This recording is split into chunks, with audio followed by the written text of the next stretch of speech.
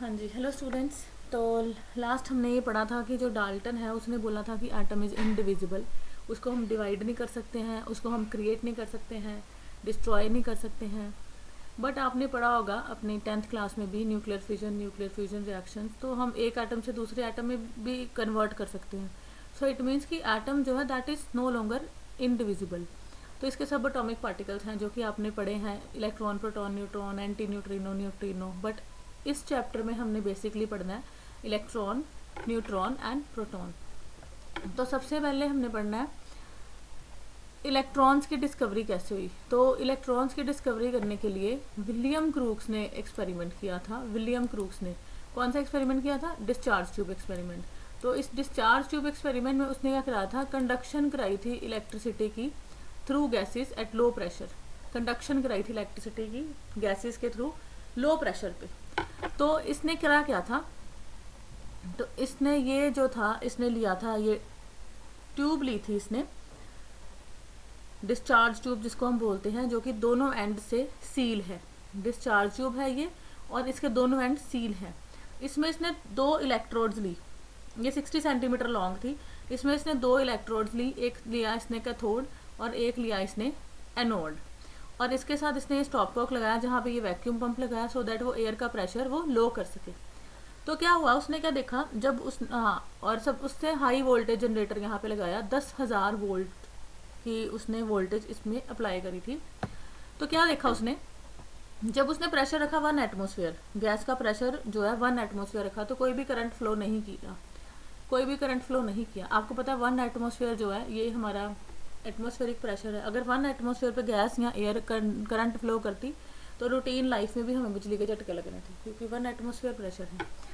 तो उसके बाद उसने क्या किया, प्रेशर को लो किया, 10⁻² एटमॉस्फेयर कर दिया। तो क्या हुआ, 10⁻² एटमॉस्फेयर करने से करंट फ्लो करना स्टार्ट कर दिया बिटवीन द इलेक्ट्रोड्स। उसके बाद उसने प्रेशर और लो किया, 10⁻⁴ atmosphere, air at very low pressure, यहाँ पे मैंने लिखा है।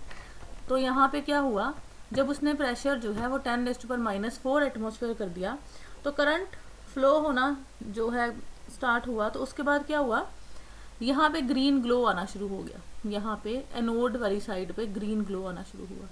अब अगर यहाँ पे किसी बंदे ने टॉर्च पकड़ी हो तो उसकी लाइट यहाँ पे पड़ेगी ना। तो इसका मतलब क्या है कि यहाँ कैथोड वाली साइड से कुछ प्रोड्यूस हो रहा है, सो दैट यहाँ पे ग्रीन ग्लो आ रहा है। तो इसका मतलब है कि इस साइड से कुछ रेज निकल रही हैं, कुछ इनविजिबल रेज निकल रही हैं, जिसकी वजह से यहाँ पर क्या आ रहा है, ग्रीन ग्लो आ रहा है।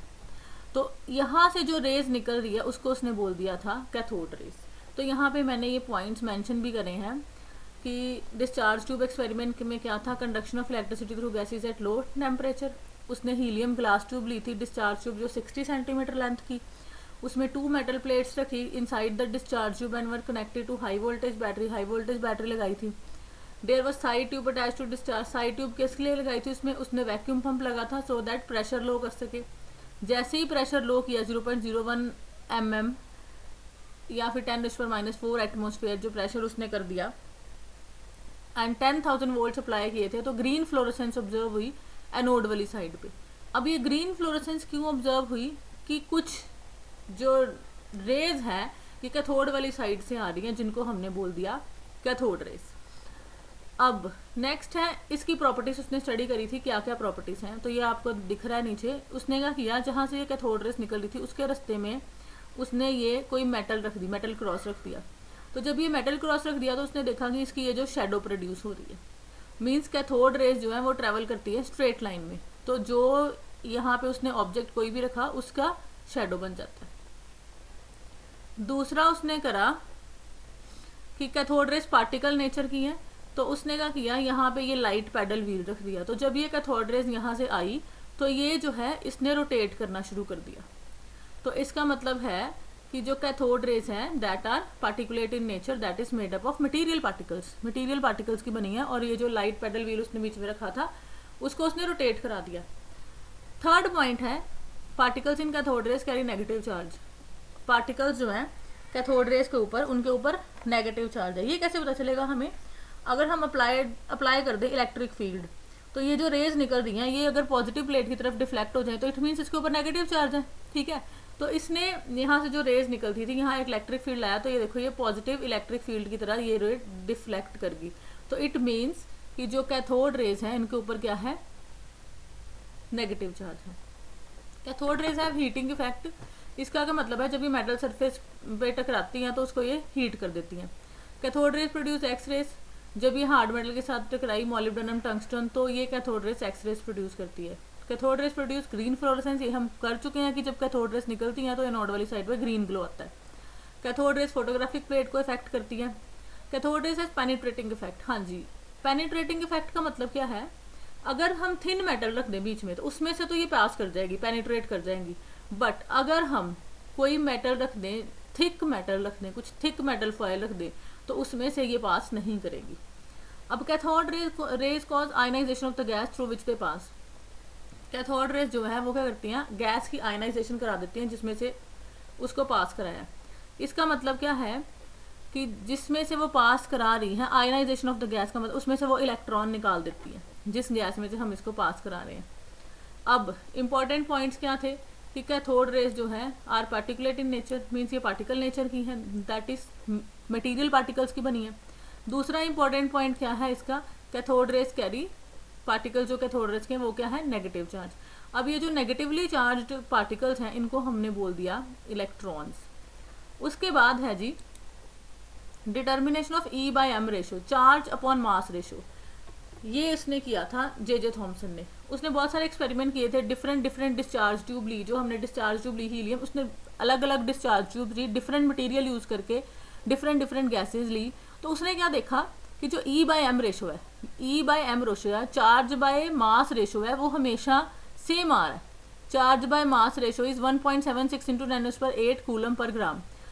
चाहे वो गैस जौन सी मर्जी गैस ले ले, जो मर्जी डिस्चार्ज ट्यूब ले ले, चार्ज अपॉन मास रेशो जो है वो 1.76 इंटू 10⁸ कूलम पर ग्राम ही आ रहा है। ये सेम था सबके लिए। तो इसका मतलब क्या है, इसका मतलब हाँ जी, इट मीन्स कि जो charge upon mass ratio same है तो इलेक्ट्रॉन जो है उसका मास जो है उसने निकाला। फिर determination of charge on electron, ये मुलिकन ने किया था ऑयल ड्रॉप एक्सपेरिमेंट, उससे उसने क्या निकाला, चार्ज निकाला 1.6 इंटू 10⁻⁻19 कूलम और 4.8 इंटू 10⁻⁻10 ESU। ठीक है जी। तो चार्ज अपॉन मास, मास निकाला इलेक्ट्रॉन का कैसे, E upon E by M, E upon E by M करके उसने मास निकाला। चार्ज आपको पता है कितना है, 1.6 इंटू 10⁻⁻19 कूलम। चार्ज बाय मास आपको पता है 1.76 इंटू 10⁸ कूलम पर ग्राम। तो यहाँ से ये चार्ज 1.6 इंटू 10⁻⁻19 कूलम और 1.76 इंटू 10⁸ चार्ज कूलम कट गया तो मास आ गया इसका 9.11 इंटू 10⁻28 ग्राम और 9.11 इंटू 10⁻31 किलोग्राम। तो जो मास है इलेक्ट्रॉन का देखो 9.11 इंटू 10⁻28 मीन्स बहुत नेग्लिजिबल मास है। तो ये क्या है, हाइड्रोजन के मास का 1/1837 है। तो इलेक्ट्रॉन क्या है, इलेक्ट्रॉन्स पार्टिकल्स हैं जिनके ऊपर 1 यूनिट नेगेटिव चार्ज है और उनका मास क्या है 1/1837 ऑफ हाइड्रोजन एटम। तो मीन्स हम मास इलेक्ट्रॉन का निग्लिजिबल भी ले सकते हैं। अब कैथोड रेज का ओरिजिन कैसे हुआ, कैथोड रेज का ओरिजिन बेसिकली कहाँ से हुआ, मेटल कैथोड से हुआ। ठीक है। और उसके बाद जिस गैस की वो आयनाइजेशन करा रहे हैं उसमें से वो इलेक्ट्रॉन्स निकल रहे हैं तो उसका ओरिजिन हुआ। अब इलेक्ट्रॉन्स जो है वो यूनिवर्सल कॉन्स्टिट्यूएंट है मैटर के। डिस्चार्ज ट्यूब एक्सपेरिमेंट में उसने डिफरेंट गैसें ली, डिफरेंट मेटल्स लिए, तो उसने यही ऑब्जर्व किया कि चार्ज अपॉन मास रेशो हमेशा सेम है। पहले वो इनिशियली मेटल कैथोड से निकलते, उसके बाद आयनाइजेशन जब गैस की होती है वहाँ से निकलते, मीन्स इलेक्ट्रॉन्स जो है that are universal constituent of metal.